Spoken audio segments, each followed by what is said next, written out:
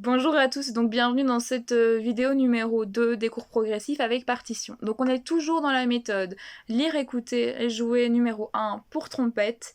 Donc je vous conseille toujours d'aller l'acheter parce que sinon ça va être compliqué pour vous de travailler. Alors dans cet exercice-là, nous allons plus avoir les rondes qu'on avait à l'exercice précédent. Hop, voilà, je vous mets la portée. Vous allez juste avoir des blanches, des noires, avec les trois mêmes notes par contre. Des ré, donc le ré c'est quel piston?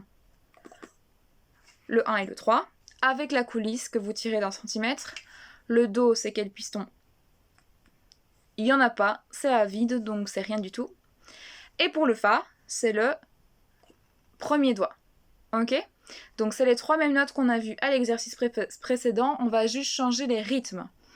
Donc, quand vous allez avoir le début, vous voyez que c'est blanche, blanche, noire, noire, blanche. Donc ça va faire ré, do, ré, ré, do. C'est marqué ensemble et puis solo parce qu'en fait dans le CD vous avez le trompettiste qui va jouer au début avec vous et puis après on jouera sans le trompettiste, donc ça vous en souciez pas, c'est pas très important. Mesure 5, vous allez avoir ré, fa, ré, ré, fa. Pour le rappel, le fa vous pensez que la bougie est un tout petit peu plus loin, donc vous allez souffler un peu plus vite, mais ne changez rien ici. Donc vous maintenez toujours bien ici, hop. Et vous faites le petit noyau, donc le petit trou pour laisser passer l'air, qui doit être assez grand pour laisser la vibration se faire et l'air passer, mais plus petit que l'embouchure évidemment, sinon vous allez avoir des pertes sur les côtés. Donc après ça se répète, ré, fa, puis vous allez avoir, donc je vous mets la deuxième portée, ré, fa, ré, do, ré, et puis ça se répète. Donc vous avez que 3 motifs, et les 3 motifs vont se répéter à chaque fois 2 fois d'affilée. Ok? On essaye ça, hop, on remet la première portée. Et 1, 2, 3, 4. On refait.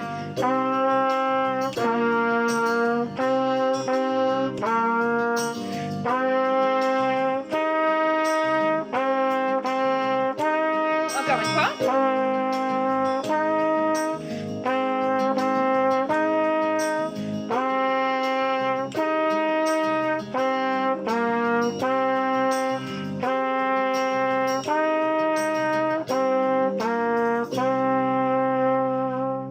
Ok, alors, si ça n'a pas été, du coup, vous pouvez le refaire avec moi. Vous remettez juste en arrière. Un tout petit truc, je ne sais pas si je vous ai encore dit. Si jamais vous avez un son bizarre avec un effet d'eau dedans, donc je ne sais pas si je peux imiter ce son sans avoir le souci. Ah si, c'est plutôt bien fait.